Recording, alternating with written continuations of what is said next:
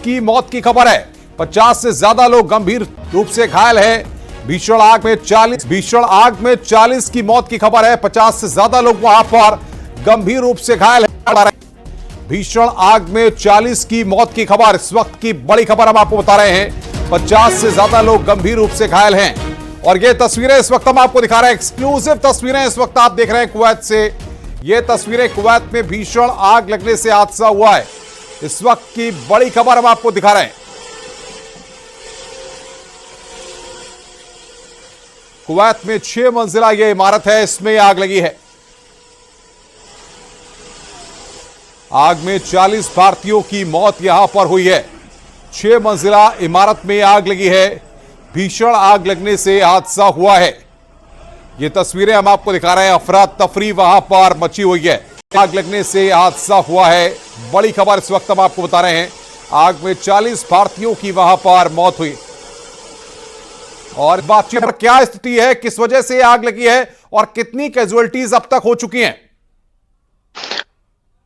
जी अनुपम भाई, ये एक दुखद खबर है। आज एक बिल्डिंग में आग लगी है।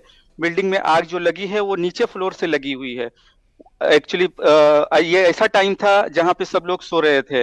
ये अर्ली मॉर्निंग का टाइम जो होता है, ये ज्यादातर लोग क्या है मंगफ एरिया, जहाँ पे ज्यादातर जो है वो अजनबी लोग रहते हैं, जो फॉरेनर से आए हुए हैं, वो काम करने वाले का उठना बचना जो है वो मुश्किल नहीं था। बड़ी तेजी से आग फैली है। तो न्यूज निकल के आ रही है लगभग 50 से ज्यादा लोगों की डेथ हुई है और लगभग 60 से 70 लोग अभी भी घायल हैं। क्या ये सारे लोग वहां पर जो लोग मौजूद थे वो भारतीय हैं या कुवैत के ही निवासी हैं? इनके बारे में कोई जानकारियां मिल पा रही हैं मोहम्मद अली? जी, ऐसा सुनने में आ रहा है कि जो रिहायशी बिल्डिंग थी इसमें ज्यादातर लोग 80% जो है ना वो इंडियन लोग रहते थे। बाकी दूसरे कंट्री बांग्लादेश, पाकिस्तान और दूसरी तो दृश्य आपने देखा, प्रत्यक्षदर्शी हैं आप, कुछ लोगों से वहां पर बात हुई होगी, क्या जानकारियां उन्होंने दी आपको, क्या बताया, क्या हुआ था वहां पर? अनुपम, मैं आपको बताना चाहता हूँ, बड़ा ट्रेजिक मोमेंट था। लोग जो है वो एक्चुअली वो जो नियरेस्ट हॉस्पिटल से उनको कैजुअलिटीज उनको मूवमेंट करा रहे थे। कोई एक हॉस्पिटल में नहीं ले जा रहे थे। को 15 पीपल्स को दूसरी जगह पे, 30 को दूसरी जगह पे, इस तरह से उनको जो है ना वो ले लेके भाग रहे थे। काफी अफरा तफरी का माहौल था। आप भी क्योंकि भारतीय हैं और जाहिर तौर पर कुवैत में रहकर काम करते हैं, तो ऐसे में जो भारतीय मूल के लोग वहां पर रहते हैं उनके लिए कोई मैसेज दिया, कोई जानकारी? राधा सोएका जी, उन्होंने तत्काल नंबर भी जारी किए हैं और अपनी पूरी टीम को लगा दिया है।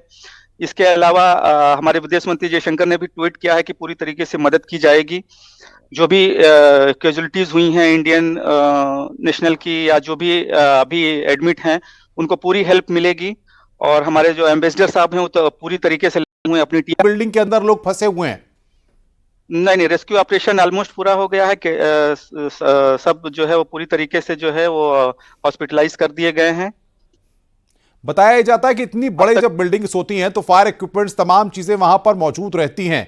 ऐसे में कुवैत में क्या वजह रही कि इतनी बड़ी इमारत में आग लगती है और रेस्क्यू ऑपरेशन बहुत देरी से इतनी मौतें हो गई?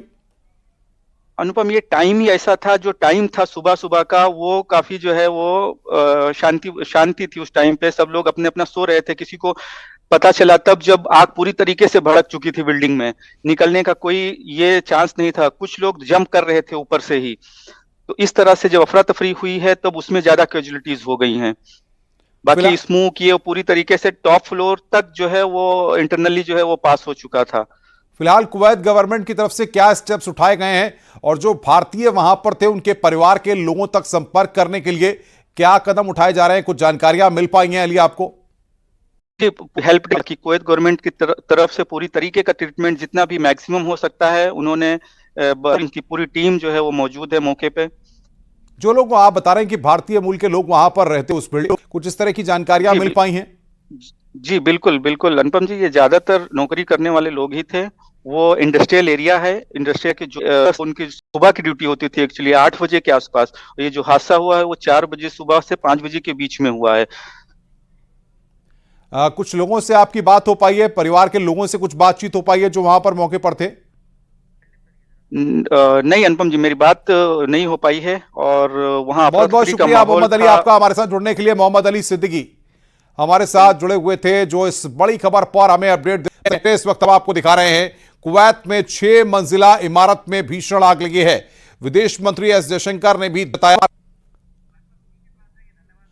मोहम्मद अली एक बार फिर हमारे साथ बने हुए हैं, उनके पास वहां की लाइफ किस तरीके की रहती है? क्या सभी लोग सोए हुए रहते हैं? अर्ली का ये जी अनुपम, मैं आपको बताना चाहूंगा कि यहाँ का जो ड्यूटी आवर्स है वो नॉर्मली सुबह 8 बजे से स्टार्ट होता है शाम 4 बजे तक। तो संभवतः सुबह 4 बजे से 5 बजे के बीच में ये हादसा हुआ। लोग सो रहे थे, अचानक जब आग पहुंचने के बाद में फिर जो है लोग जो है वो ऊपर से जंप करना स्टार्ट किए, क्योंकि नीचे आग जो है वो ग्राउंड फ्लोर से लगी थी। तो उसका मेन था कि उनकी हालत भी कई लोगों की गंभीर बताई जा रही है। जी, ये डिफरेंट हॉस्पिटल में जो है उनको मूव किया गया है। बहुत बहुत शुक्रिया मोहम्मद अली सिद्दीकी आपका से जो तमाम अपडेट समय दे रहे हैं।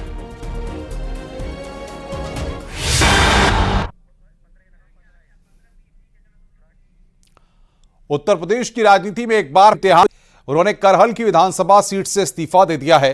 अब करहल के साथ 9 विधानसभा सीटों पर एक रिपोर्ट दिखाते हैं।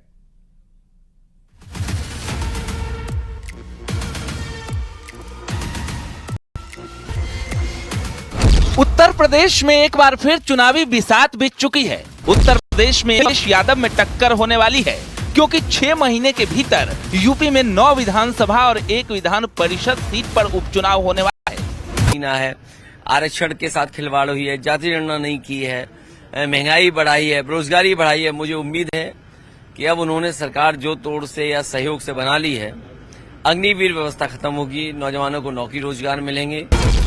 लोकसभा चुनाव में सबसे ज्यादा सीट जीतकर दिल्ली की सियासत में एंट्री की सोच रहे अखिलेश यादव की एक और परीक्षा यूपी में होने वाली है, क्योंकि उन्होंने करहल सीट से इस्तीफा दे दिया है और उनके साथ विधायक से सांसद बने नेता भी एक एक कर इस्तीफा दे रहे हैं। ऐसे में जिन 9 विधायकों ने लोकसभा का चुनाव जीता है, अब उन सीटों पर उपचुनाव की रणभेरी बच चुकी है।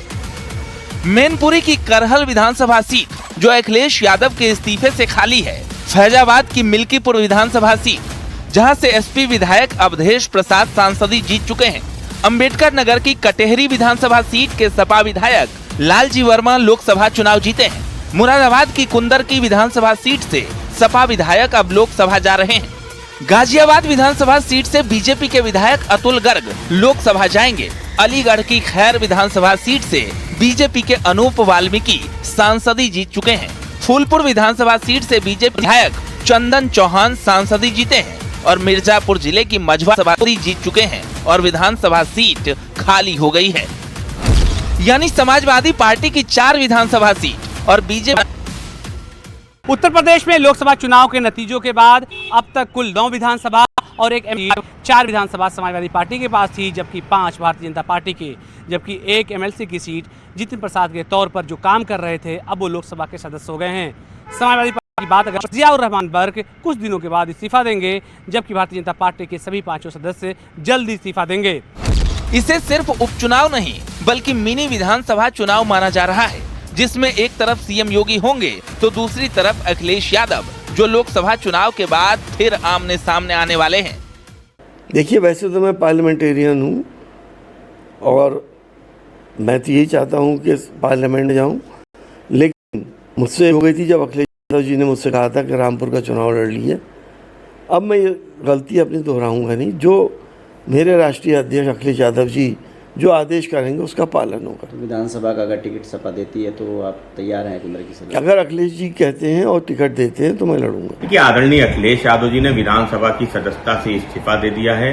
आदरणीय अखिलेश यादव जी संसद में इंडिया गठबंधन ने जिन वादों के साथ, जिन बातों के साथ चुनाव में गए थे, हम उन सब बातों को उठा देंगे, उन वादों को याद दिलाते रहेंगे। रोजगार की बात हो, महंगाई की बात हो, इन सब मुद्दों पे सामने यूपी में समाजवादी पार्टी की 4 विधानसभा सीट बचाने की चुनाव। Report news 18। ऐसे में चर्चा इस बात की होने लगी है कि अब शिवपाल यादव को नेता प्रतिपक्ष की कुर्सी मिल सकती है, यानी अब विधान दिलचस्प होगा। आपको इस रिपोर्ट में दिखाते हैं जब मुख्यमंत्री योगी के सामने शिवपाल होंगे, क्योंकि उनको डर लगता था पता नहीं कब हट जाए, कब पता नहीं चाचा कब कुर्सी हथिया लें। देखिए, जल्दी शपथ दिला देना, नहीं जो मेरे ही साथ आ जाए। वोट बैंक की राजनीति आप कर रहे हैं, हम लोग नहीं कर रहे हैं।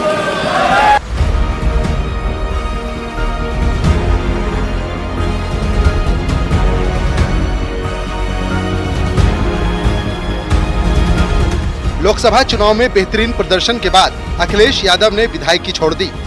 नेता प्रतिपक्ष के पद सवाल है। क्या नेता प्रतिपक्ष की कुर्सी पर शिवपाल बैठेंगे? क्या अखिलेश, क्योंकि अखिलेश यादव के इस्तीफे से चर्चा इस बात की शुरू हो चुकी है, जब यूपी विधानसभा में मुख्यमंत्री योगी के सामने शिवपाल होंगे तो नजारा कैसा होगा? कैसे सदन में नेता प्रतिपक्ष मुख्य चाचा शिवपाल को लेकर चुटकी ली थी। केंद्र में जाएगा ही नहीं किसान, सीधा मंडी में चला जा, आ जाएंगे आपने और माननीय मुख्यमंत्री जी आपने